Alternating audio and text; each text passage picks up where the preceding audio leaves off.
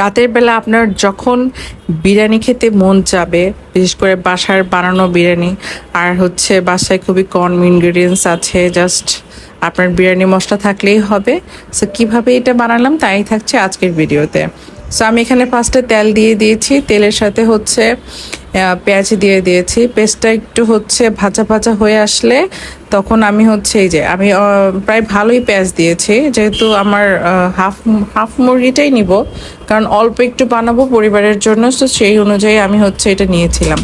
পরে আমি tomato add করেছি। এই টমেটো আমি একটু সবসময় বড় বড় করেই অ্যাড করি, যাতে পরে হচ্ছে যে, আর এই টমেটোগুলো না অনেক তাড়াতাড়ি গলে যায়, সো অত টাইমও লাগে না। পরে আমি একটাতে একটু লবণ দিয়ে দিলাম, যাতে হচ্ছে টমেটোটা একটু নরম হয়ে আসে, পেস্টটা একটু নরম হয়ে আসে। সো এখানে আমি লবণ অ্যাড করে দিলাম।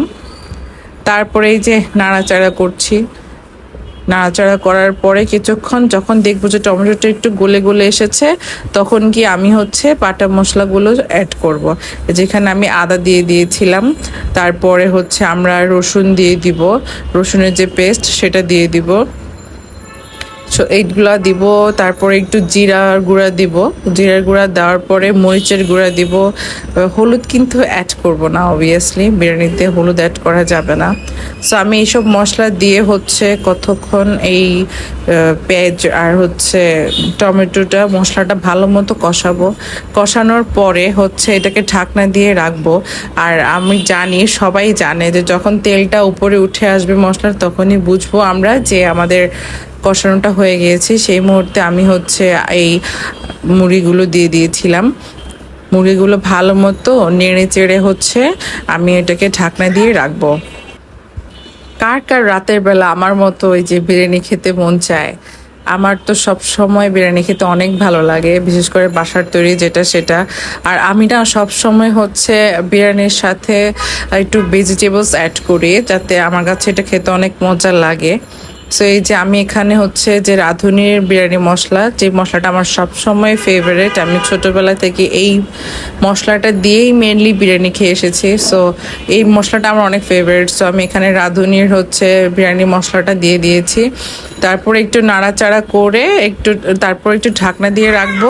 মাংসটা যখন ভালো মতো কষানো হয়ে যাবে, সেই মুহূর্তে আমি হচ্ছে পানি অ্যাড করে দিব, কারণ মাংসটা তো সেদ্ধ হতে হবে, তাই না? পরে আমি হচ্ছে এটার সাথে একটু পানি অ্যাড করি। পানি অ্যাড করার পরে এটাকে আরও কিছুক্ষণ হচ্ছে সেদ্ধ হওয়া পর্যন্ত ঢাকনা দিয়ে ঢেকে রাখবো। আর হচ্ছে সাইড দিয়ে হচ্ছে অবভিয়াসলি বিরিয়ানির হচ্ছে আলু আমার অনেক ফেভারিট, সো কিছু আলু ভাজবো। এই যে আমি এখানে বড় বড় করে হচ্ছে আলু কেটে নিয়েছিলাম, আলু কেটে সেটাকে হচ্ছে ভাজবো এখন ভালো মতো করে। সো একটু নেড়ে চেড়ে আমি একটু পরে হচ্ছে এটাকে ঢাকনা দিয়ে রাখবো। বিরিয়ানির আলু না দিলে আমার কাছে একদমই ভালো লাগে না। বিরিয়ানির আলু অনেক মজা। এটা আমি যখন এমনি ফ্রাই করি তখনও হচ্ছে রেখে দেই, যে আমার দুই চুলায় হতে হতে হচ্ছে আমি ঢাকনা দিয়ে বারবার একটু পরপর চেক করছিলাম যে আবার নিচে লেগে যাচ্ছে কিনা। একটা মুহূর্তে সেটা ঘন হয়ে যাবে, তখন হচ্ছে নিচে লেগে যাওয়ার সম্ভাবনা থাকে। সো আমি এখানে হচ্ছে গাজর অ্যাড করে দিয়েছি। এই যে আমার সবই সেদ্ধ হয়ে গিয়েছে, গাজর তারপরে মাংস। এই পর্যায়ে আমি হচ্ছে এখন নামিয়ে ফেলবো। নামানোর পরে তারপরে হচ্ছে এটাকে একটা সাইড করে রাখবো। আর হচ্ছে আমি দেখছিলাম যে চেক করে আমার হচ্ছে আলুটা হয়েছে কিনা। এই যে আমার আলু প্রায় ভাজা ভাজা হয়ে গিয়েছে। এই আলুটা এই সময় খেতে খুবই মজা লাগে।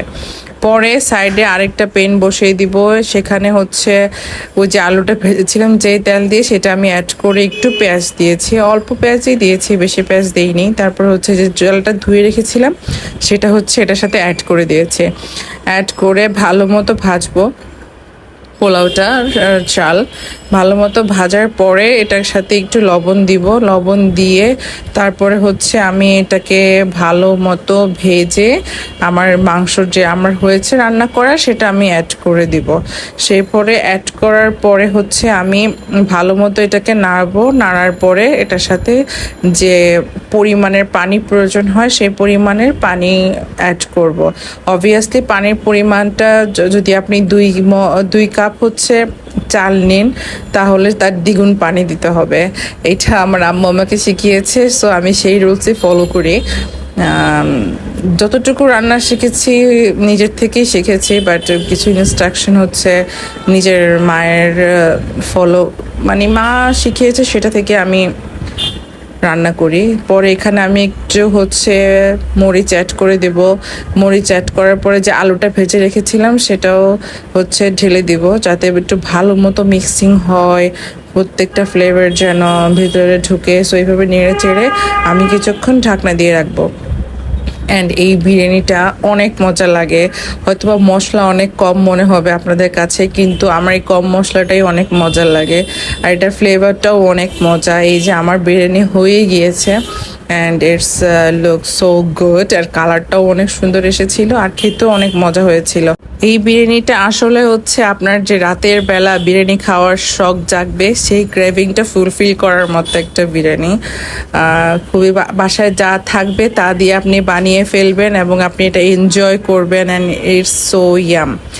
আমার হচ্ছে এখন খাওয়ার পালা, এবং আমাকে টেস্টিং করার জন্য হচ্ছে আমি নিচ্ছিলাম, আমরা সবাই মিলে খাচ্ছিলাম।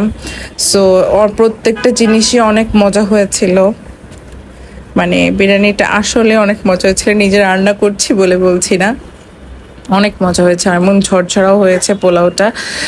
সো কারা কারা এই রেসিপি বা এইভাবে আপনারা বাসায় ট্রাই করেন, অবভিয়াসলি কমেন্টে জানাবেন যে আপনারা এইভাবে রান্না করেন নাকি অন্যভাবে রান্না করেন। So thanks for watching, hope that you like my videos. And এই যে আমি এখানে খুব সুন্দর করে লেবু, তারপরে শসা, তারপরে হচ্ছে মরিচ। মরিচ তো আমার অবশ্যই লাগবে, আমি ঝাল খেতে খুবই পছন্দ করি। বাসায় যেহেতু বাচ্চারা আছে, সো আমি হচ্ছে এক্সট্রা ঝাল বেশি একটা দেই না, মানে যে কোনো তরকারি বলেন আর হচ্ছে বিরিয়ানি বলেন। So thanks for watching.